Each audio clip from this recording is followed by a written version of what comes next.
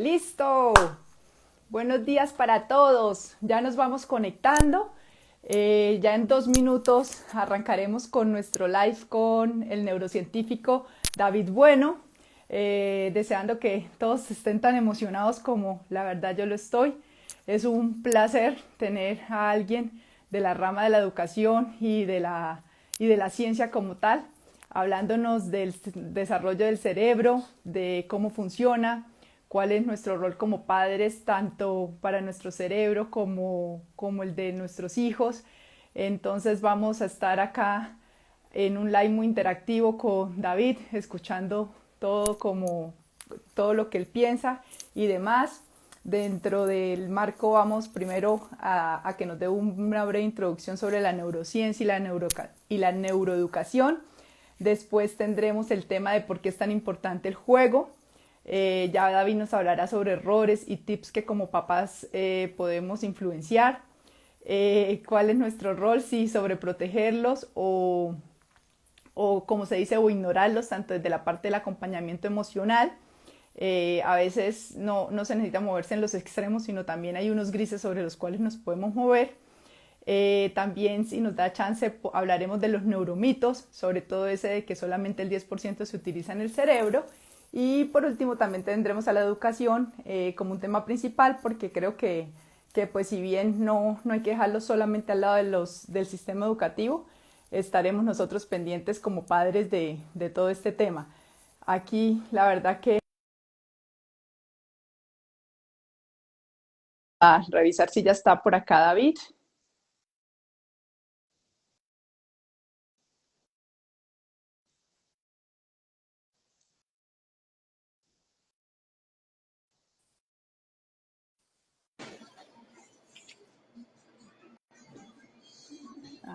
No sé.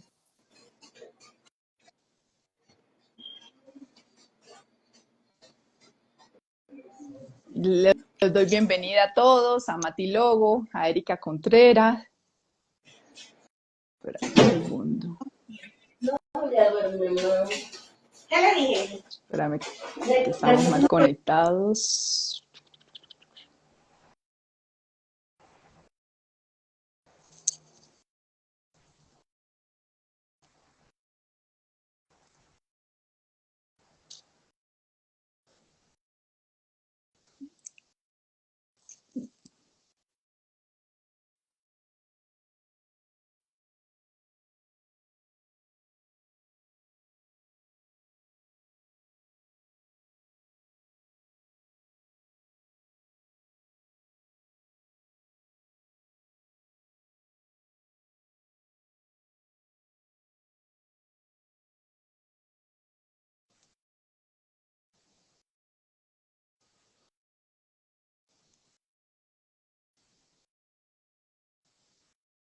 David, yo sé que me estás escuchando y viendo, pero lo que necesitamos,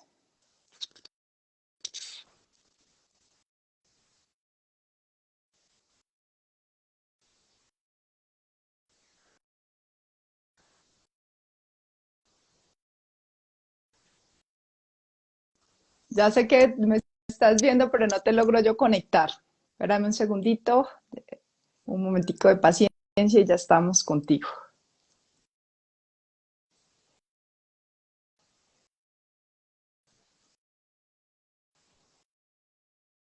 Y tú me dices que sí me ves y me escuchas.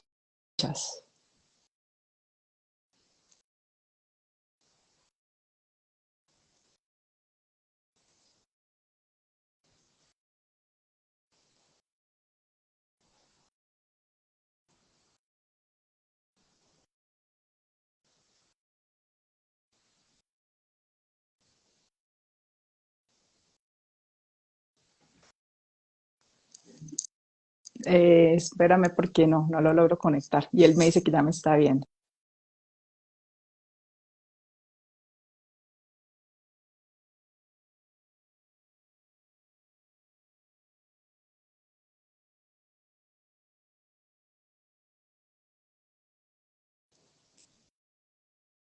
Un poquito de paciencia. Gracias a todos de verdad por conectarse.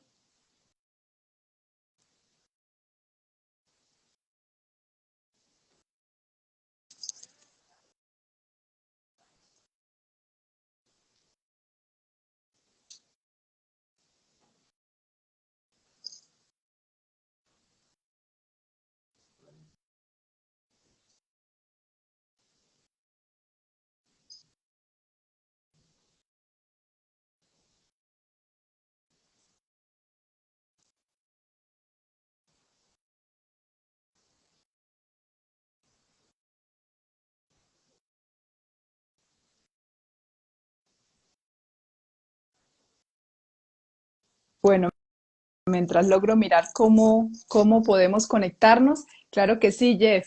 Esta breve introducción, porque acá en Inarte, como decimos, vamos a jugar a las neurociencias. Por supuesto que sí. ¿Quién es David Bueno? Nuestro neurocientífico. Ni más ni menos, pues él es biólogo de profesión, después se metió con la parte de genética y después empezó a introducirse en el campo de la neuroeducación y las neurociencias. Es profesor actualmente en la Universidad de Barcelona, realiza exámenes de admisión para la parte de biología de los estudiantes también de bachillerato y demás, porque es una persona muy enrolada con toda la parte de educación. Y pues fue justamente a él quien lo escuché en una charla del BVA hablando sobre la importancia del juego, sobre que ese es el sistema normal que tenemos o el orgánico que tenemos nosotros los humanos para aprender. De hecho, pues él nos dice que somos de la especie, los mamíferos somos los únicos que logramos tener la capacidad de aprender y seguir aprendiendo durante toda la vida. Entonces, pues la verdad es fascinante que alguien con tanto conocimiento y con tanta ciencia, pues realmente hable como tal de la importancia del juego, y a veces no necesariamente de un juego como cualquiera, sino un juego libre, donde intervengamos poco, pero donde no vayamos a ignorar a los niños ni a sobreprotegerlos. Entonces, por eso esta charla va a estar bastante, como se dice, muy sustanciosa. Espero que de verdad a todos les agrade, porque, pues, como se dice, es una gran persona que nos brindó esta oportunidad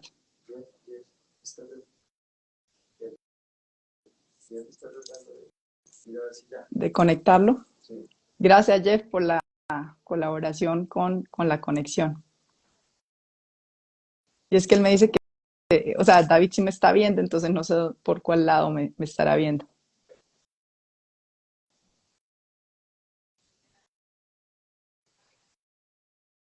Eh, ¿Me cierras? Entonces, quiero invitarle de una vez porque solamente tenemos nuestros 45 minutos con él.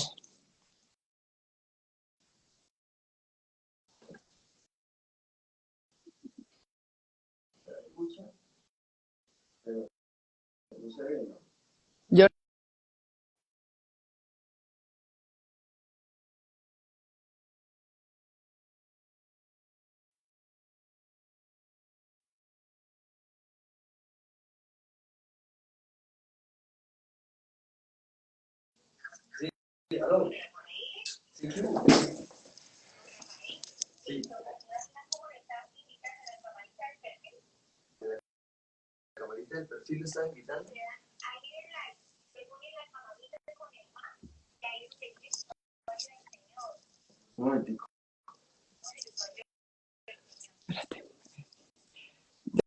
ya se los mando.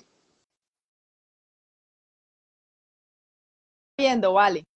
Él está conectado, pero cuando yo le digo invitarse a unirse, bueno, es que él de hecho ya está unido ahí. Eh, Él ya está, no, porque cuando le coloco todo su usuario, que es David Bueno Ray, no me aparece dentro del invitado, pero él me está viendo ahí.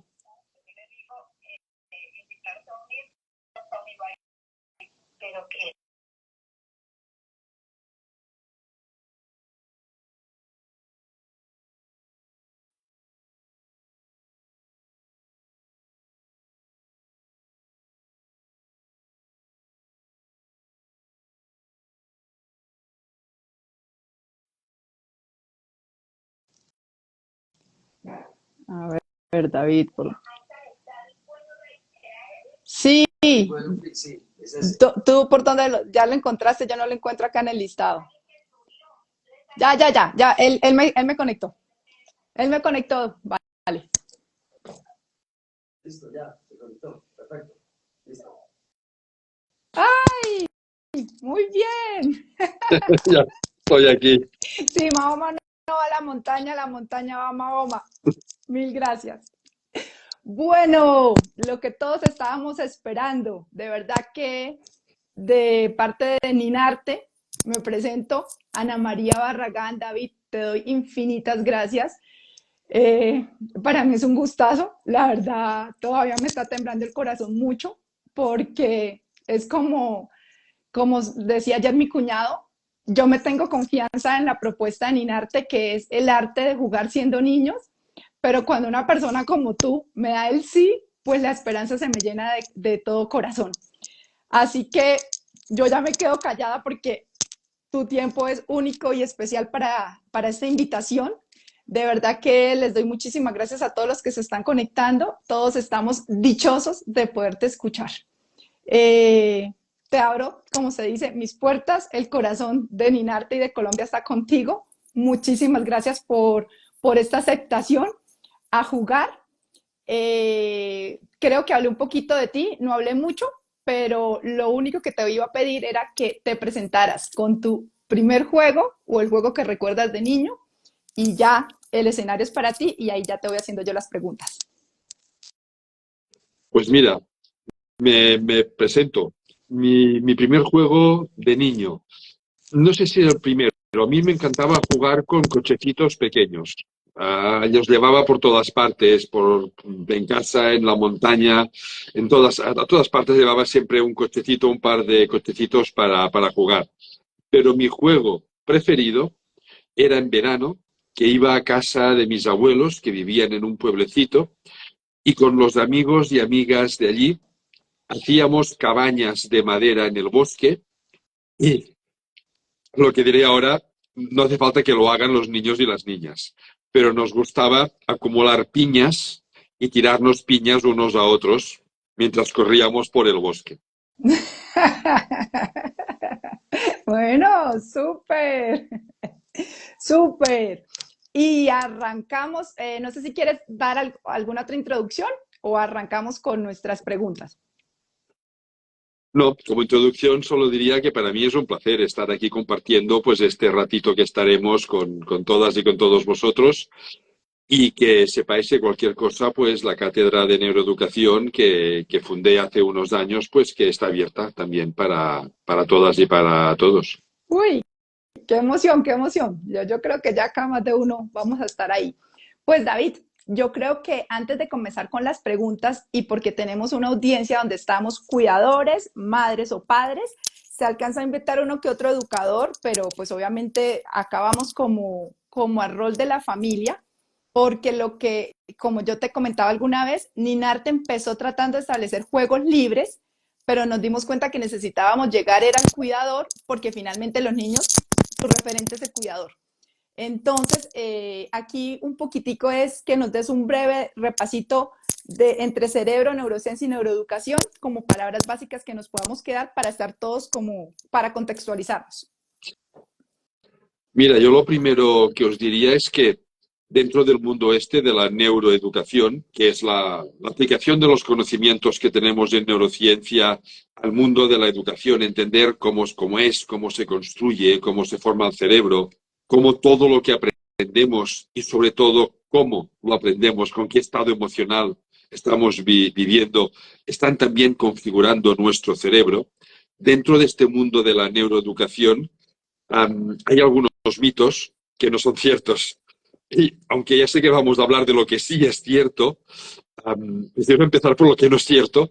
Y hay tres o cuatro cosas que yo creo que es importante saber, porque esto ya nos van a marcar un poquito las pautas de por dónde avanzamos. El primer mito que no es cierto es que no tenemos un hemisferio creativo y un hemisferio lógico.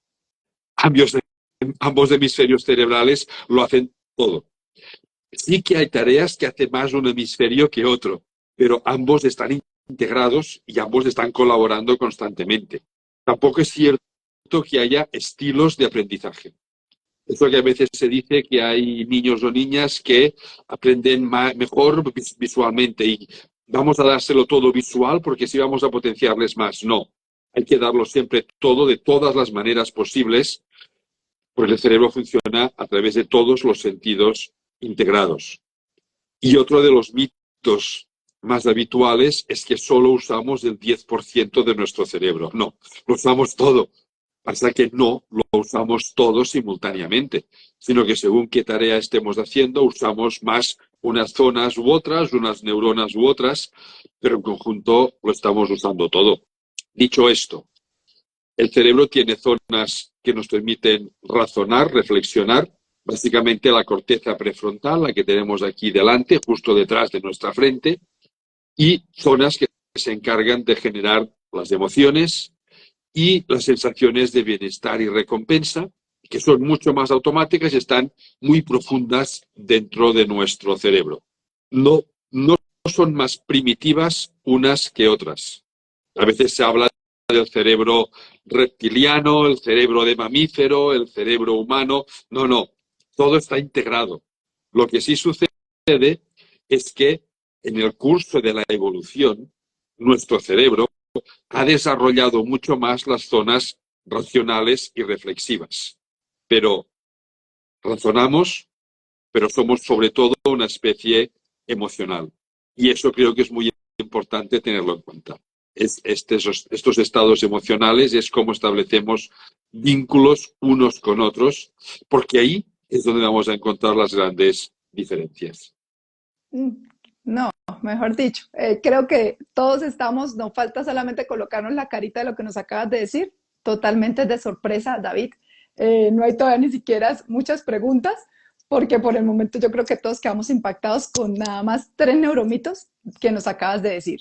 Y ya conseguimos el primer objetivo de este live, sorprendernos. Vamos bien, vamos bien. Bueno, David, y ya que nos hablas de la parte, así como tú nos estabas mencionando ahorita, que somos seres sociales, que lo más importante son los vínculos, y cuando yo nombré este live, nombré, ¿qué tal si nosotros esculpimos más que escupir? No por traer acá una palabra fea, ni mucho menos, pero sí porque el cuidador es muy importante, tanto lo que dice como sus miradas de aprobación o no de aprobación. Somos el principal referente de nuestros hijos y hay veces que hasta ni siquiera pensemos solo en los hijos, pensemos nosotros mismos en nuestro cerebro, qué nos decimos y qué más. Entonces quería que nos mencionaras un poco sobre ese rol del cuidador, o si nos puedes mencionar algunos errores o tips que como cuidadores podemos tener en relación al desarrollo del cerebro de acuerdo a todo esto que nos acabas de contar. Mira, para mí el aspecto más importante de cualquier cuidador es mantener un vínculo positivo con las personas que está cuidando, con las niñas y con los niños. Un vínculo emocionalmente positivo que, como tú has dicho muy bien, transmitimos con nuestras palabras, transmitimos con todo nuestro cuerpo, con nuestra cara, pero sobre todo transmitimos a través de nuestras miradas. La mirada, solo ver los ojos de una persona, sabemos cuál es su estado emocional. Si está triste, si está alegre, si está enfadado. La cara acompaña, es el marco que perfila, que amplifica estas miradas emocionales. Pero solo con las miradas podemos sabemos instintivamente qué estado emocional tiene la otra persona. Así que es muy importante que vivamos las emociones que manifestemos. Quiero decir, si un día estamos enfadados, no hagamos ver que estamos contentos, porque no vamos a cambiar nuestra mirada, cambiaremos nuestra cara, pero no nuestra mirada. Y eso va a crear un choque cognitivo en las personas de nuestro entorno, especialmente en las niñas y en los niños, que no van a entender qué está pasando. Y cuando no entendemos lo que pasa, la amígdala del cerebro, que es la zona que genera las emociones, se activa en modo amenaza. ¿Qué está pasando? ¿Qué está pasando? Que no entiendo, no consigo armonizar lo que oigo con lo que veo, con la mirada de esa persona. Así que lo más importante es primero vivir como pensamos. Por supuesto, si estamos enfadados, es mejor que nos desenfademos y transmitamos otro estado emocional. Y aquí está Claro. otra de las grandes ventajas.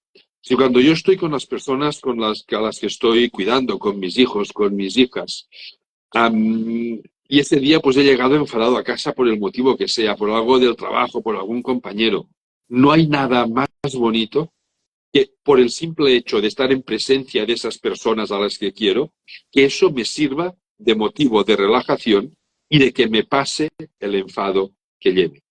Porque lo van a notar y se van a sentir importantes en mi vida, de la misma forma que yo me siento importante en su vida. Y eso es lo que establece los mejores vínculos. Es esa relación mutua de comprensión y de apoyo a través de una simple mirada. Vale más una mirada que 1000 palabras. Es cierto. Si a la persona que yo estoy cuidando pues ha hecho algo que yo creo eh, que debo reprobar, pero la mirada no acompaña, no va a servir de gran cosa. O al revés, si yo la felicito por algo, pero mis miradas están transmitiendo eso no merece ninguna felicitación, esa persona va a sentir que no la estoy felicitando por muchas palabras que yo diga. Así que lo más importante es la coherencia. Coherencia. Coherencia entre lo que pensamos, coherencia entre lo que hacemos, coherencia en lo que transmitimos. Y a partir de ahí, a partir de esa coherencia, cualquier otra interacción va a resultar muchísimo más sencilla. Perfecto. Creo que esa parte no la aclaraste bastante y así es. Así que, señores cuidadores, que a veces sentimos una carga de hacerlo todo perfecto, no sirve. Es mejor coherencia y dejar que ellos nos ayuden como nosotros también queremos ayudar a nuestros hijos. Y ahí, David, me parece también importante mencionar un poquito porque tú dices en alguno de tus libros y es la etiqueta.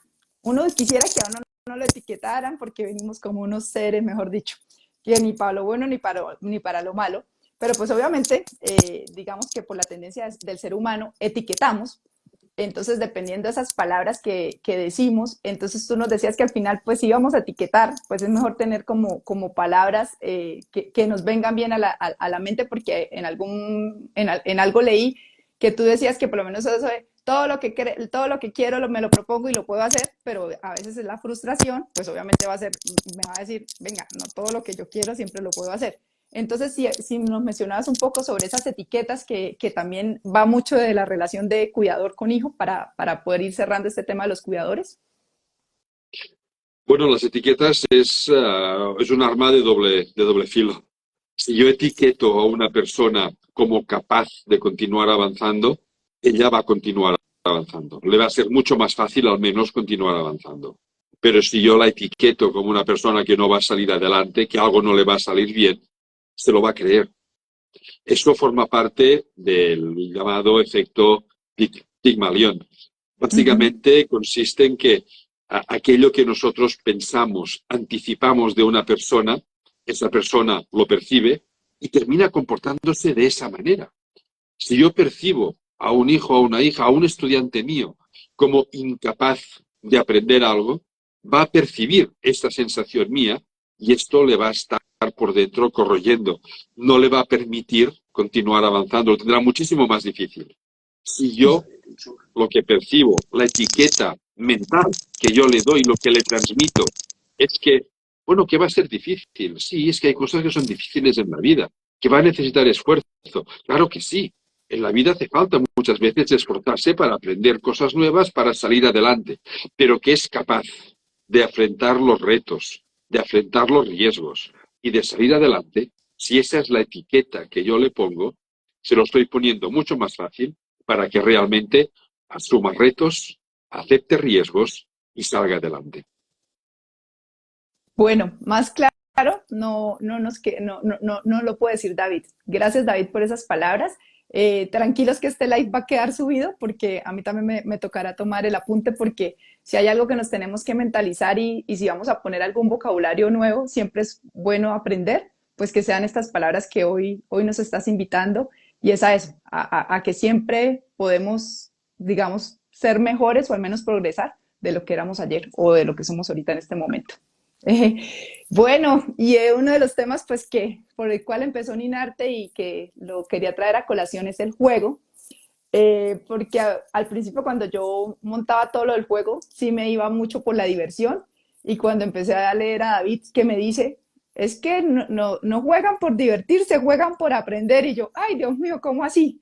Entonces, te cedo la palabra porque para que todos aquí nos demos cuenta por qué es importante jugar y no solo nuestros hijos, sino nosotros también. Solamente que yo creo que el juego evoluciona y tiene como otra connotación para nosotros los adultos, pero el principio del juego como tal, que es esa pasión que se nos da por aprender y aprender, siempre es, creo que a eso te refieres cuando dices que es la capacidad que el ser humano o los mamíferos jamás dejamos de perder, o jamás perdemos, pues. Sí, sí, sí. El juego es un tema de esos que nos daría para estar hablando durante horas, porque es un tema importantísimo en educación, y es un tema importantísimo de nuestro cerebro. Uh -huh. A ver, jugamos por instinto. Los niños y las niñas juegan por simple instinto. A la que encuentran un objeto que no han visto nunca, empiezan a explorarlo, a ver para qué puede servir, y eso es un simple juego. Jugar por eso, como tú decías muy bien también, no es solo pasárselo bien. Pasárselo bien, divertirse, es una consecuencia de lo que aprendemos cuando jugamos. Eso es muy importante, importantísimo. Se ha visto que jugamos por instinto, pero este instinto de jugar nos sirve para aprender cosas de nuestro entorno, de las demás personas y de nosotros mismos. Cuando un niño juega, está poniéndose a prueba. Si es un juego físico, saltando, cuando Uh descubren que -huh. pueden saltar de un escalón al siguiente, se pasan horas y horas y horas saltando. Saltan no porque el hecho de saltar sea divertido por sí mismo, sino porque así aprenden cómo pueden saltar mejor, desde qué altura pueden saltar sin caerse de bruces. Están ensayando con su propio cuerpo. Claro, como su cuerpo cambia, porque van creciendo, Creciendo. seguirán jugando. Al cabo de unas semanas o de unos meses, saltarán desde un escalón más alto. Seguirán jugando al mismo juego porque seguirán aprendiendo sobre su propio cuerpo, sobre sus propias habilidades físicas. También juegan con los adultos y con otros niños y niñas. Están aprendiendo lo que es la vida social, lo que es compartir, lo que es competir. Somos una especie colaboradora que compartimos muchísimas cosas, pero también somos competitivos. A veces competimos para conseguir algo que nos interesa. Y los niños y niñas están aprendiendo ambas cosas a través del juego. Aprenden jugando de su entorno, cómo es el entorno donde viven. Claro, el juego lo que permite es este aprendizaje de forma razonablemente segura y controlada. Porque o están en espacios donde hay riesgos mínimos, siempre hay algún riesgo, pero es que la vida sin riesgo no existe. Y eso los cuidadores deberíamos tenerlo presente. El juego siempre debe entrañar un cierto mínimo riesgo, porque deben aprender las niñas y los niños a gestionar sus propios riesgos. Por supuesto, un riesgo adecuado a su edad, para que no sufran grandes daños. Pero siempre pueden resbalar y hacerse pues una pequeña herida en la rodilla, en el codo, en la nariz, que a muchos terminan con la nariz pelada cuando se caen de bruces. El juego no debe ser 100% seguro porque eso es imposible. Y la vida es exactamente así. ¿Qué se ha visto? Se ha visto que cuando juegan y aprenden algo nuevo, como aprender desde un punto de vista biológico. Yo soy biólogo de formación, así que hablo mucho desde una perspectiva muy biológica. Pero aprender es importante para sobrevivir. Sobrevivir es una palabra muy biológica, significa poder seguir adelante. Como aprender es importante para seguir adelante, el cerebro nos recompensa cualquier aprendizaje que hacemos con sensaciones de recompensa y de bienestar, incluso de placer y de diversión, porque eso nos estimula a seguir jugando, para seguir aprendiendo, porque si no sabemos que nos sentiremos después a gusto. Bueno, esta es la diversión asociada al juego. Por eso cuando hablamos de juego con niños y con niñas, debemos pensar que siempre habrá un aprendizaje detrás. Esta capacidad de jugar la tienen todas las crías de mamíferos, porque todos los mamíferos aprenden cómo es su cuerpo y cómo es el entorno donde viven. Pero hay una diferencia muy importante. En todos los demás mamíferos, cuando llegan a la juventud, en los otros animales lo llamamos subadultez. Es la juventud nuestra, ya la puerta directa hacia la edad adulta, dejan de jugar. Ya no aprenden cosas nuevas de su entorno, o al menos no las aprenden por simple curiosidad, que es lo que mueve el juego de los niños. De los niños. Nosotros, la especie humana, seguimos siendo curiosos toda nuestra vida.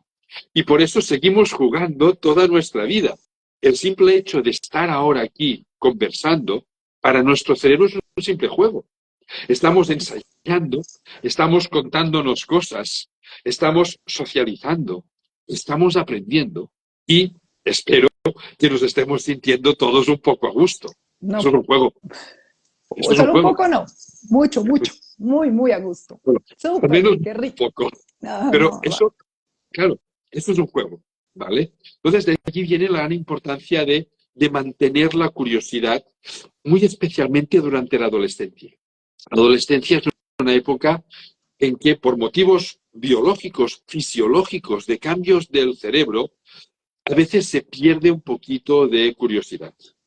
Y si el entorno educativo, el entorno familiar, no valora positivamente la curiosidad de los adolescentes, y eso desgraciadamente nos sucede a muchos padres y a muchas madres, que no valoramos suficientemente bien la curiosidad de nuestros hijos e hijas, puede irse perdiendo esa curiosidad, lo que hará que después de adultos les sea más difícil aprender cosas nuevas porque les costará más vincular este juego a aprendizaje y este aprendizaje a sensaciones de bienestar y de recompensa. Las niñas y los niños, cuando son pequeños, juegan por simple instinto, por simple curiosidad. En la adolescencia hay que valorar esta curiosidad y así en la edad adulta podremos mantenerla y ser como somos, que es seguir aprendiendo y seguir disfrutando de compartir estos aprendizajes. Y otra cosa más quiero comentar del juego, claro que sí. del juego de niñas y niños, que es muy importante. Se ha visto que las niñas y los niños que tienen más ratos de juego libre es un juego en el que los adultos no participamos directamente. Podemos estar más o menos cerca para que no sufran ningún daño grave, pero no participamos activamente de su juego, les dejamos a que jueguen a lo que quieran. No organizamos su juego, sino dejamos que se organicen por sí mismos. Pues los que tienen más ratos de juego libre, cuando después llegan al final de la adolescencia, inicio de la juventud, o sea, inicio de la edad adulta, son más curiosos, les es más fácil encontrar sus propias motivaciones, están más seguros de sí mismos, tienen una mejor autoestima, les es más fácil asumir nuevos retos, gestionando el estrés y la ansiedad, que muchas veces generan los nuevos retos, y asumiendo los riesgos, valorando mucho mejor hasta dónde quieren llegar, hasta dónde quieren asumir riesgos. Y lo hacen mucho mejor porque ya lo han ensayado antes a través del juego libre. Es un ensayo. El juego libre implica autogestión, implica descubrirte a ti mismo. Eso aumenta tu autoconfianza. Implica gestionar situaciones de un cierto riesgo. Encaramarse a un árbol, por ejemplo, es un juego muy divertido. Al menos lo era cuando yo era un niño, ¿vale? Pero entraña un cierto riesgo. Debemos dejarles que, no a lo mejor que se suman a la rama más alta, pero sí a hacen algún juego que entrañe un cierto riesgo, siempre que esté bajo un cierto control, debemos dejar que lo hagan, porque es la forma que tienen de aprender a relacionarse con el riesgo, a relacionarse con los retos, a relacionarse con ese estrés, esa ansiedad que puede generar una situación de la que no saben cómo van a salir. Deben aprender a gestionarlo para después poder ser adultos donde emoción y razón se encuentren lo más equilibrados posible. Claro, claro que sí, David.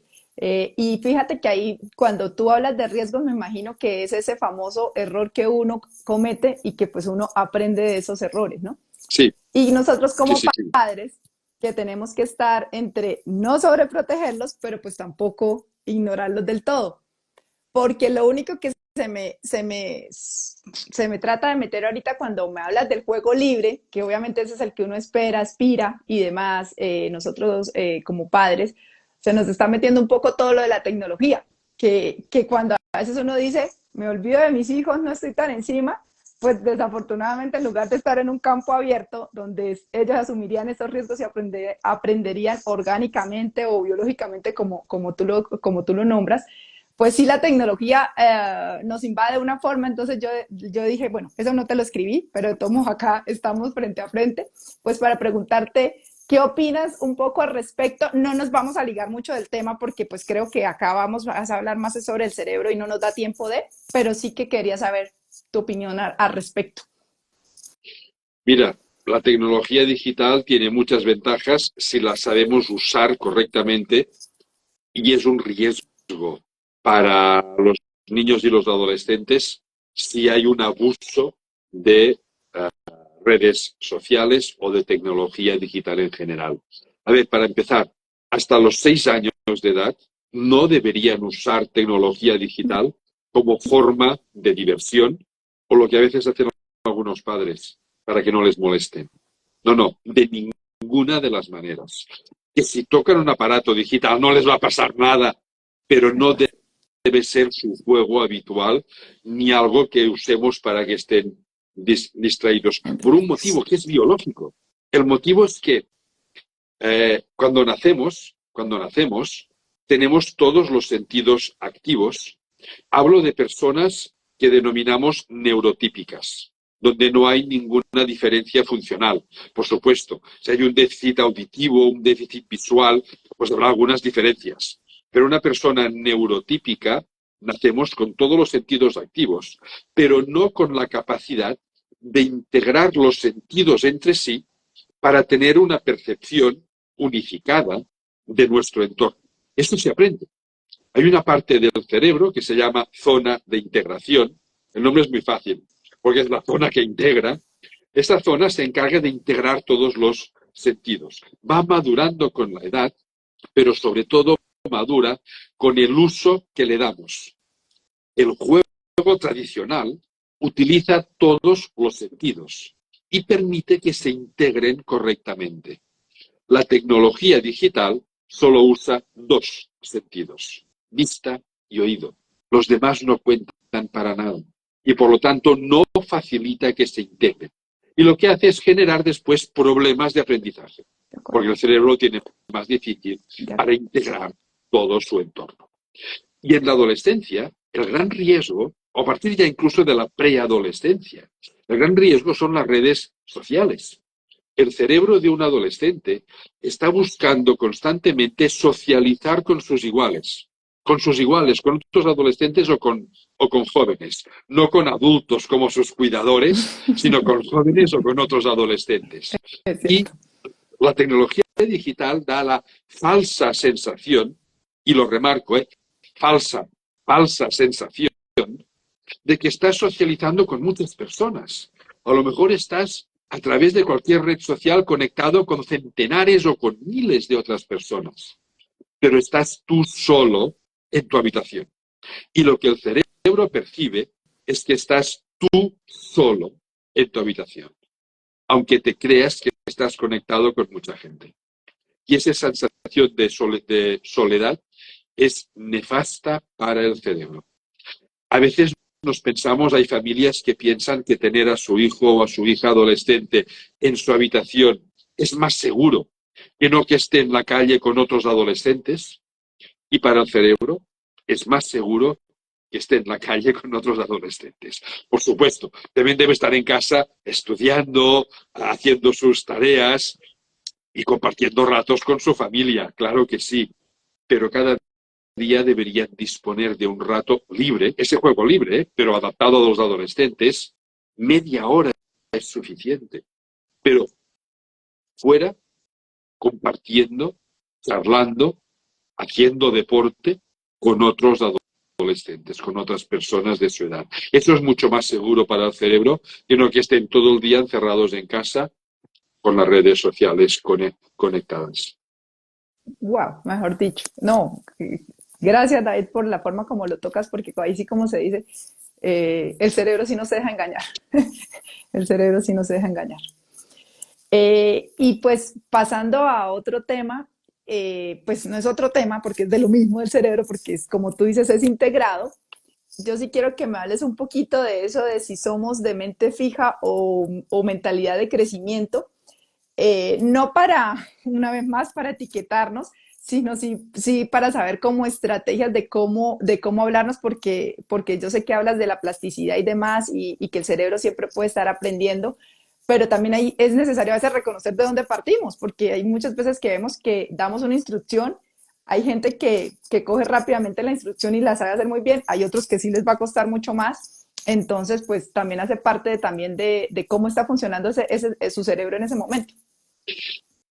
Sí, mira, esto de mentalidad fija y mentalidad de crecimiento, esto es una propuesta que hace ya 30 años hizo una psicóloga norteamericana, Carol Uh Dweck. -huh. Ella trabajaba con el cociente de inteligencia, era su tema de trabajo.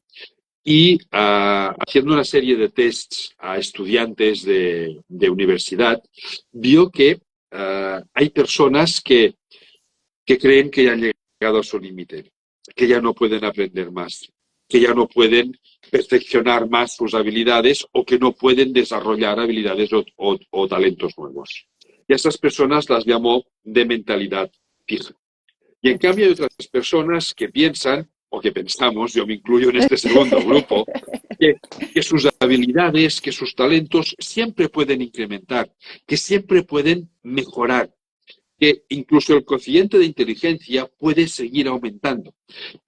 Carol Dweck trabajó con el cociente de inteligencia, pero esto se ha llevado ahora a cualquier aspecto de nuestra mente, a cualquier aspecto. De hecho, es uno de los temas que estuve trabajando hace unos pocos años. Lo podemos llevar a cualquier aspecto de nuestra mente. La diferencia es muy importante. A ver, cuando hablo de mentalidad de crecimiento, estas personas que pensamos que siempre podemos ir un poquito más allá de donde estamos, no me estoy refiriendo a esa frase, para mí terrible, que es, si quieres, puedes. Uh -huh. No, porque a veces quieres y no puedes. Y eso puede ser muy frustrante. Lo importante es, si quieres, vas a seguir avanzando. A lo mejor no llegas al final que te has propuesto. No, a lo mejor no llegas. Pero seguirás avanzando y te irás acercando a tu objetivo. Y eso es lo que es realmente importante. Las personas con mentalidad de crecimiento son personas más optimistas, con más capacidad de motivarse, que aceptan mucho mejor las novedades y los retos porque se ven con capacidad de superarlos, con una mejor autoestima y con una mejor sensación de bienestar que las personas de mentalidad fija. Claro, dado esta diferencia que para mí es muy importante, la gran pregunta es, ¿podemos pasar de mentalidad fija a mentalidad de crecimiento? Claro. Y aquí la respuesta es curiosa. A ver, se puede pasar, sí, pero hay unas, no limitaciones, pero sí hay unos aspectos que hay que tener en cuenta. Primero, para pasar de mentalidad fija a mentalidad de crecimiento, es importante saber cómo funciona nuestro cerebro. Nuestro cerebro es un órgano plástico, maleable, que va haciendo conexiones nuevas constantemente que sirven para continuar aprendiendo cosas nuevas. Y todos los cerebros son plásticos y maleables. Así que todos podemos aprender cosas nuevas. Hay personas que con más facilidad que otras. Y aquí hay aspectos genéticos que están controlando cómo funciona nuestro cerebro. Pero puedes tener muchas capacidades o un poquito menos, pero siempre puedes aprender cosas nuevas. Eso es un aspecto importante, hay que saber esto. Otro aspecto, hay personas de mentalidad muy fija y otras menos fija. No es fijo o crecimiento, no es blanco o negro, es una gama infinita de grises. Una persona con una gran mentalidad fija, si tú le explicas que su cerebro sigue aprendiendo, que aunque no se lo crea, sigue siendo plástico, pasará un poquito a más de crecimiento. Pero si no se lo vas repitiendo en el tiempo, volverá a mentalidad fija. Por eso es importante saber rodearnos de personas optimistas, saber rodearnos de personas que creen que están avanzando, que están seguras que están avanzando, personas que confían en sí mismas para que nos contagien esta mentalidad de crecimiento. Y otro aspecto, si la persona que te está contando todo esto tiene mentalidad de crecimiento, te convence. Si la persona que te lo cuenta tiene mentalidad fija y se lo ha aprendido de memoria, pero no lo siente como tal, no te convence y no cambia nada.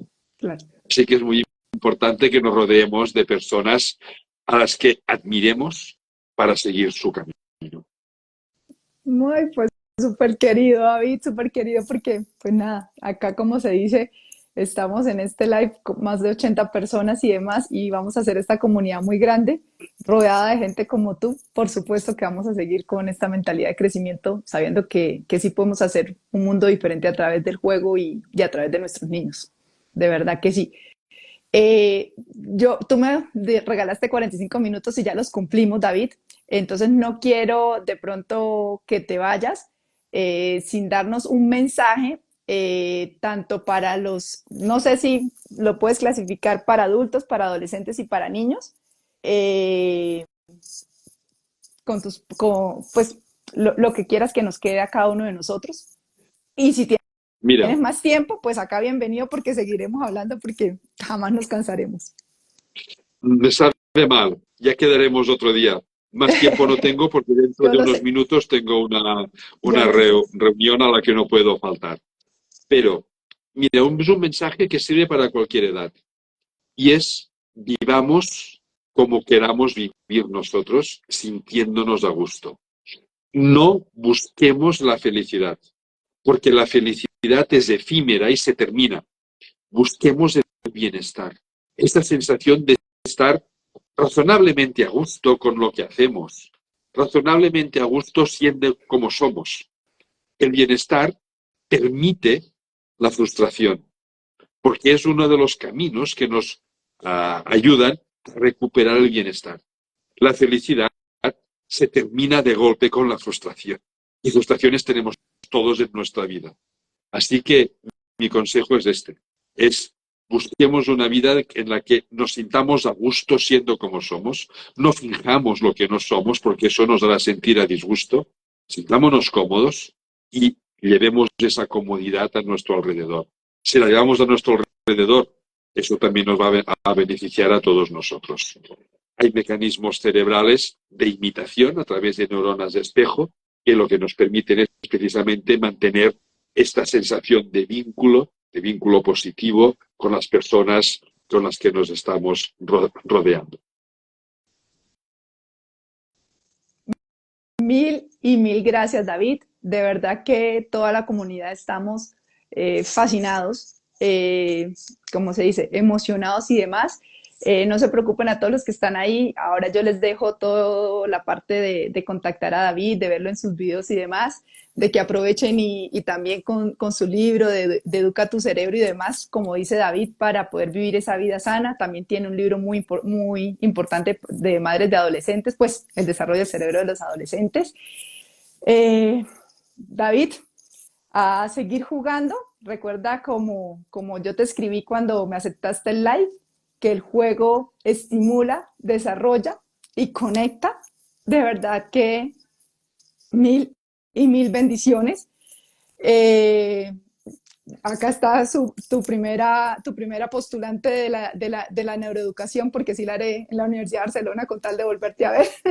Así que muchísimas gracias de verdad y quedas súper invitado no sé, a que nos sigas compartiendo tanto conocimiento porque personas como tú que sepan tanto de ciencia y que lo coloquen en el lenguaje cotidiano nuestro son súper poquitas. Así que la humanidad te agradecemos.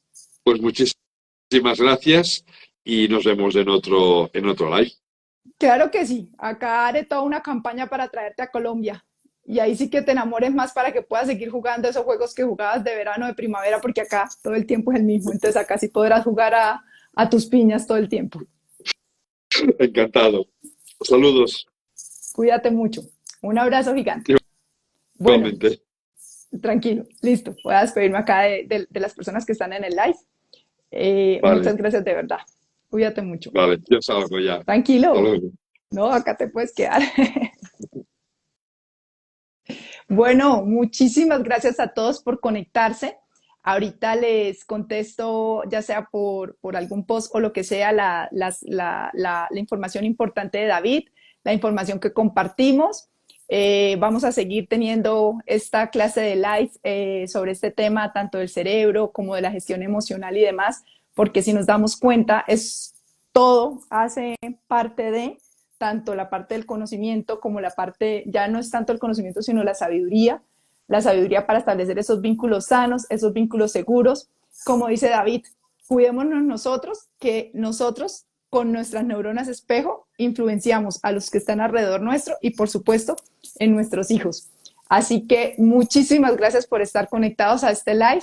De verdad que, como les decía yo, es simplemente arriesgarse y poder. Yo tampoco conocía a David y me abrió las puertas, así que vamos con toda, con Ninarte, para poderlos seguir estimulando y atrayendo a través del juego, porque realmente es la forma más importante de que se paralice el tiempo y que podamos vivir todas las cosas con la mayor pasión del mundo. Un abrazo a todos.